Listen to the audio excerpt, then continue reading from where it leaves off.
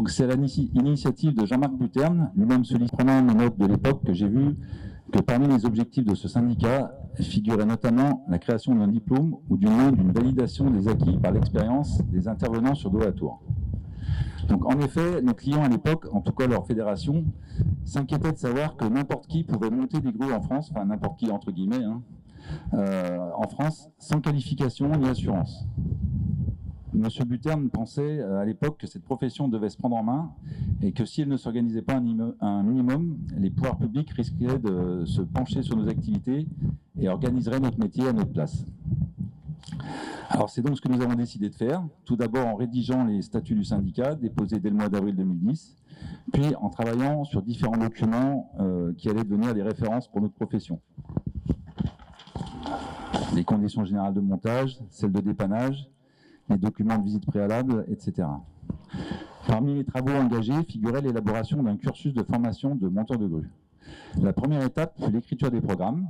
Nous avions imaginé plusieurs niveaux à l'époque, avec tout d'abord des prérequis avant de démarrer la phase pratique en entreprise. Parce que bien sûr, c'était une formation en alternance qui était retenue. Ces prérequis, dont certains étaient obligatoires, n'étaient que rarement exigés. En effet, la formation était faite exclusivement sur le terrain.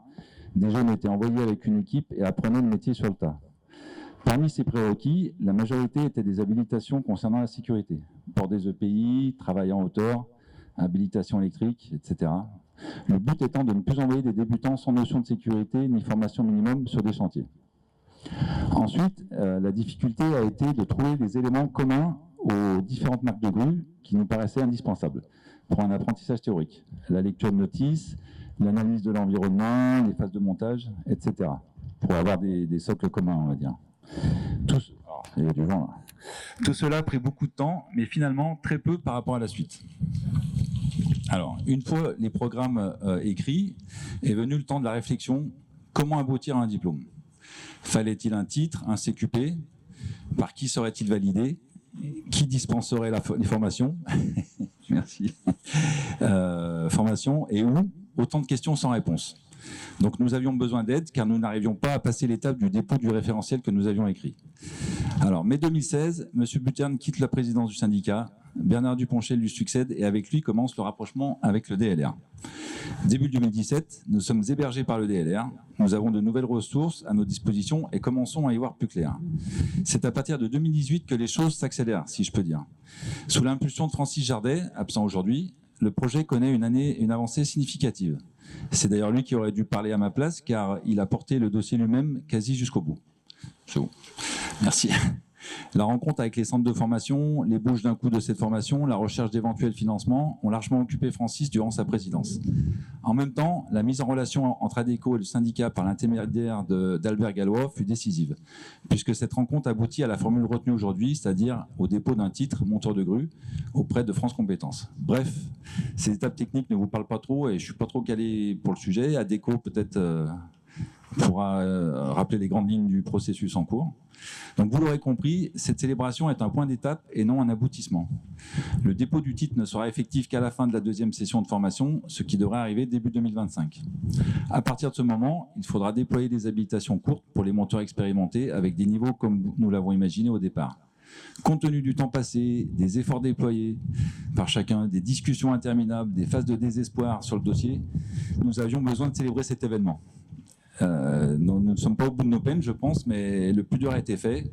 Le dépôt du titre sera par contre le point de départ pour la reconnaissance de cette profession, car de la formation initiale telle qu'elle est dispensée aujourd'hui découlera la validation des acquis des monteurs en poste et permettra ainsi une reconnaissance officielle de ce beau métier de monteur de grue. Je vous remercie pour votre attention. Je pense que le fait que notre métier soit connu et référencé lui donnera de l'attractivité, parce que c'est un beau métier, hein. C'est pourquoi le fait de reconnaître cette profession, c'est vraiment indispensable. La formation interne fonctionne. Nous, dans notre entreprise, on a formé un peu plus de 25 monteurs en une vingtaine d'années, qui aujourd'hui travaillent dans toute l'Europe. Mais le processus de recrutement est difficile pour nous, parce qu'attirer quelqu'un vers une profession qui n'existe pas officiellement, c'est forcément plus délicat qu'une profession qui existe dans les catalogues et dans les écoles. Donc cette formation, qu'elle soit reconnue et qu'elle offre une certification, ça valorise les forces vives. Et je pense que ça attirera des candidats. En tout cas, voilà, je tenais à féliciter cette première promotion qui, j'espère, n'est que la première d'une longue série. Voilà, merci et félicitations à vous. Je m'adresse à vous en tant que président de DLR. J'ai aussi un peu d'expérience dans le métier de l'agréatour, mais après les deux ténors que nous avons entendus, je ne rajouterai rien, si ce n'est que je partage la fierté de cet événement. Et comme dit Jean-Philippe, il faut continuer à ce que ce métier soit reconnu. DLR est la fédération des distributeurs, des loueurs, et j'aime pas le R réparateur, parce que bien sûr les machines ne tombent jamais en panne.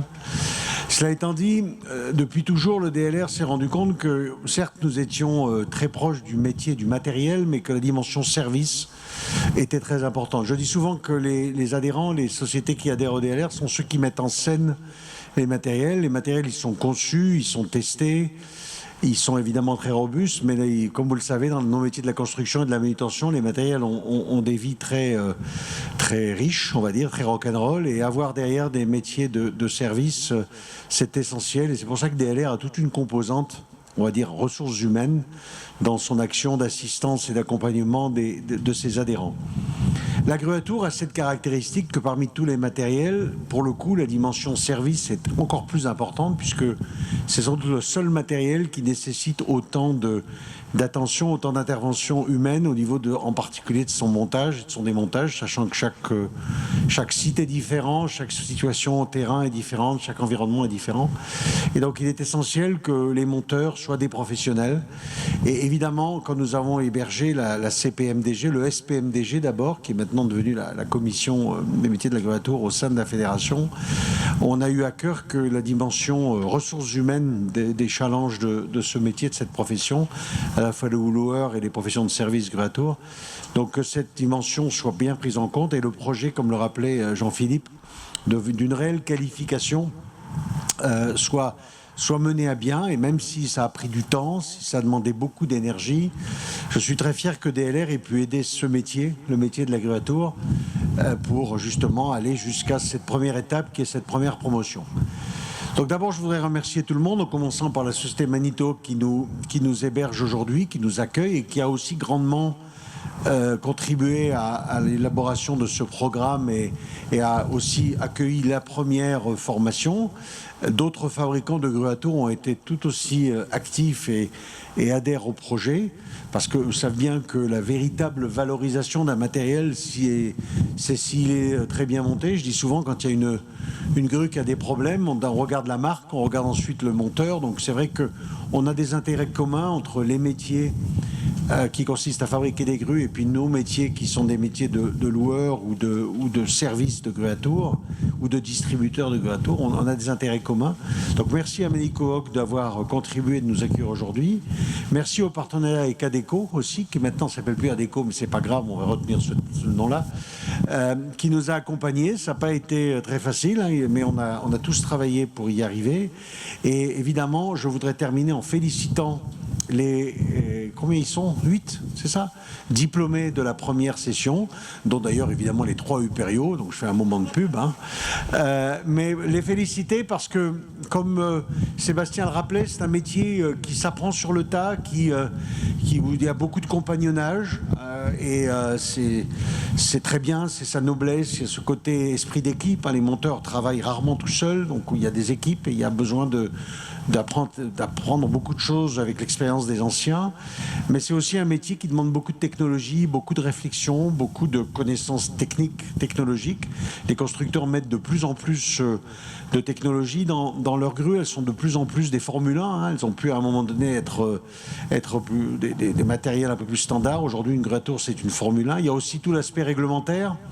nos clients sont de plus en plus exigeants sur les chantiers, à la fois sur leur sécurité, sur les interactions, sur les problématiques d'environnement autour des grues. Et donc, évidemment, le métier de monteur de grue devient très technique. Et je remercie les 8 diplômés de cette première phase d'avoir accepté de passer à travers ce canal. Pour vous, ça sera la reconnaissance de votre métier, aussi une qualification qui vous permettra, je l'espère, de continuer à faire une belle carrière dans ce métier de dégradatour qui a beaucoup d'avenir.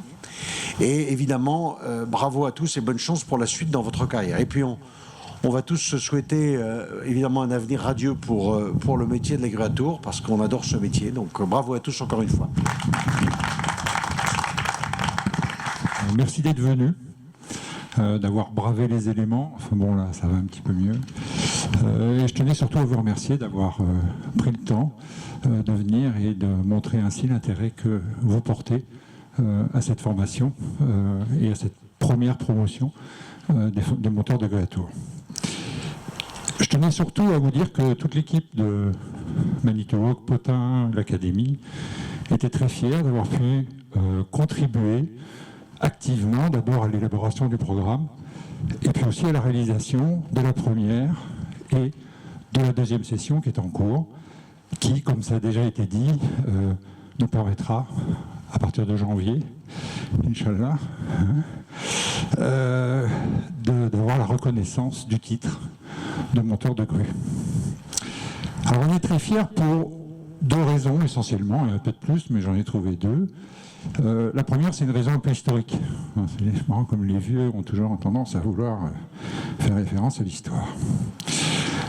C'est un peu maintenant, il y a un peu plus de 50 ans, puisque c'était en 1970, que Potain a ouvert son premier vrai centre de formation. Alors, à cette époque, la croissance de l'entreprise était folle. Il y avait un rythme d'embauche de techniciens associé à un rythme d'adoubement de distributeurs un petit peu partout dans le monde qui faisait que on avait un besoin de former qui était, je dirais, une condition sine qua non d'une croissance harmonieuse de l'entreprise, parce que si on ne forme pas nos produits, ça ne passe pas. Et alors déjà à cette époque, l'entreprise s'était dotée d'un programme qui regroupait à peu près, qui couvrait plus exactement un petit peu tous les métiers d'agréatour, passant par la maintenance, le dépannage, la conduite et déjà le montage. Donc voilà, l'histoire montre que Potain et la formation, c'est une histoire ancienne. 50 ans après, on a toujours la formation chevillée au corps. La croissance n'est plus vraiment la même, mais la nécessité de former, de transmettre les compétences est plus que jamais nécessaire. Alors, on a besoin de renouveler nos populations de monteurs, mais aussi d'adapter leurs compétences à l'évolution de notre gamme. Et l'évolution de notre gamme, elle est soutenue par les nouveaux produits, les innovations et l'obsolescence technologique qui est de plus en plus fréquente et qui fait que on a besoin, je dirais, de sans arrêt former, reformer, apporter de la nouveauté, ça a été dit aussi un petit peu, à l'ensemble de la population technique qui gère le produit Potain. L'outil que vous avez vu, que vous avez visité, qu'on met à la disposition du marché et de nos clients, je pense témoigne de l'engagement qu'on a sur la formation professionnelle. Et au-delà des aspects techniques, ça met aussi en lumière les nombreux enjeux sécuritaires qui sont, je dirais, indissociables dans le design des produits et dans leur utilisation. Alors, si un ensemble de qualifications pour tous les métiers connexes à l'agréatour existait déjà, sur le montage, il n'y avait rien. Et l'initiative qu'on célèbre aujourd'hui, c'est pour combler ce vide qui peut paraître aberrant. Aberrant parce que, vous tous qui avez exercé ce métier ou qui l'encadrez, vous savez bien que On ne devient pas monteur de grue à Tours par hasard. Ça s'apprend. Donc, sanctionner l'acquisition de toutes ces compétences par un diplôme, c'est un petit peu un juste retour des choses et une reconnaissance légitime d'un vrai métier. Et comme ça a été dit aussi, c'est une étape nécessaire pour attirer les jeunes, pour faire en sorte que cette profession, cette belle profession, ils n'hésitent plus à venir l'apprendre. Et quand je discutais avec quelques-uns des futurs récipiendaires, on voit que la passion, elle est là. Donc c'est un vrai métier, c'est un beau métier. Et je vais passer maintenant la parole à... Alors, je me souviens plus. On va dire ADECO, mais c'est Consortio, excusez-moi. Voilà, Consortio, qui va nous dire quelques mots. Et ensuite, on passera à ce que vous attendez tous. J'ai pas dit de buffet, j'ai dit la remise des diplômes. Alors, merci beaucoup. Pour vous expliquer un petit peu la genèse du projet, c'est donc ADECO qui avait commencé avec les différents acteurs du DLR et les différents acteurs autour du métier de monteur de grue à Tours. Ce qui s'est passé, c'est que il y a eu un temps assez conséquent pour commencer à mettre en œuvre toute l'idée qui avait été dessinée en amont, justement en venant directement des professionnels.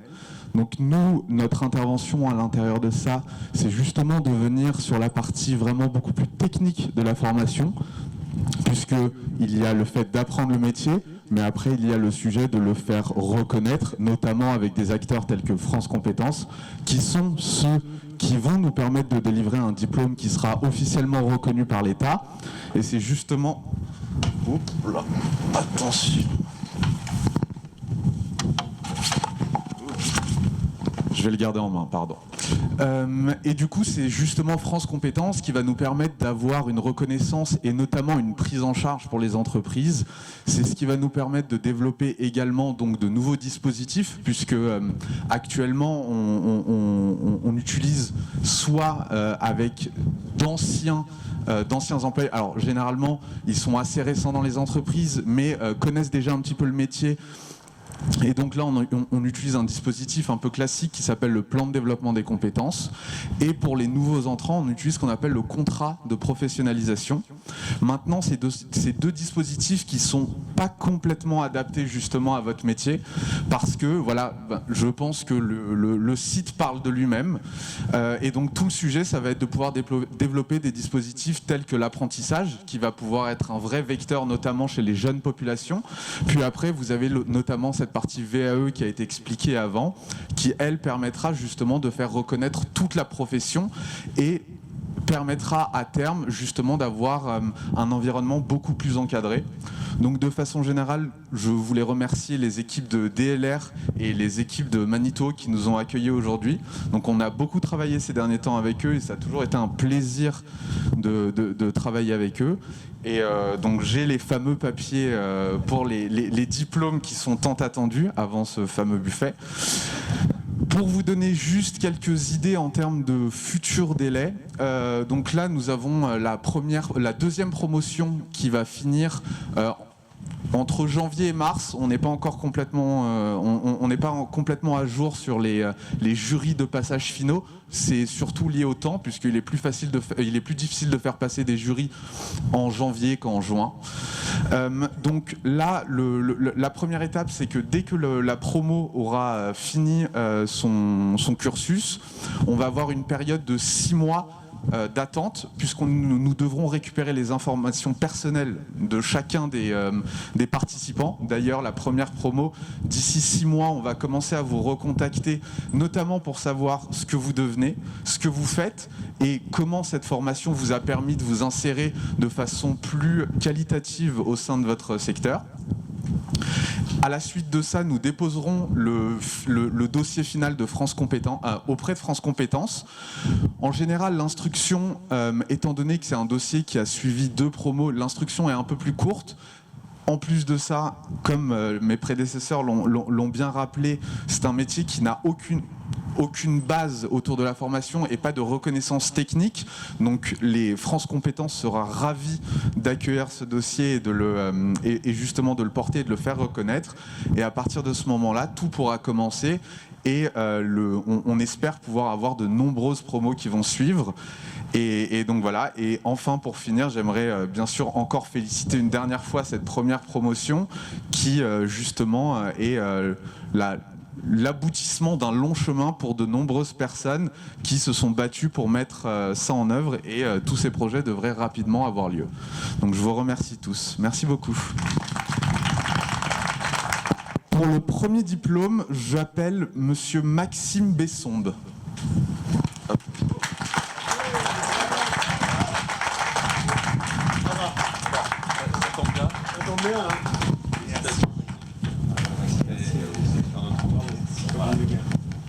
Félicitations. Ensuite, j'appelle Benjamin Bonneton.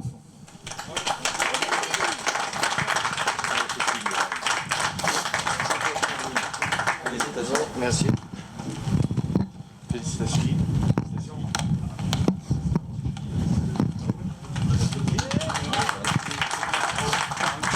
J'appelle ensuite Valentin Torta.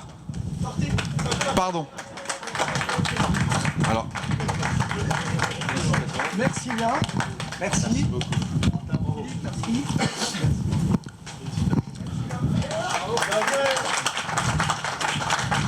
Ensuite, j'appelle Josua Lemaire. Non, c'est pas lié à une entreprise. Merci beaucoup. J'appelle ensuite Nordine Aksassi.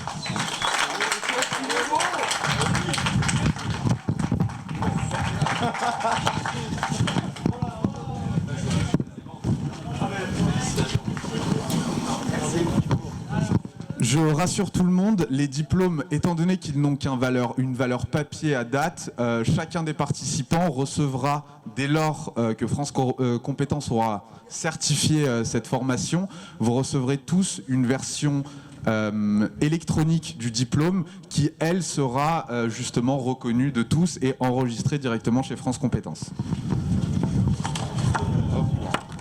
Ensuite, j'appelle Gérald Normand.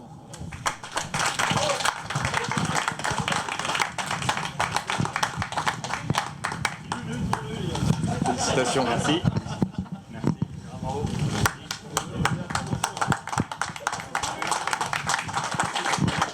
Ensuite, Charlie Bidoyen.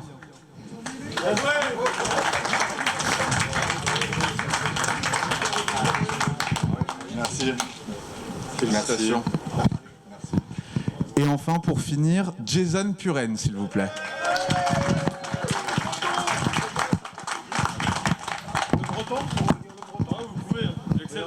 Félicitations. Félicitations.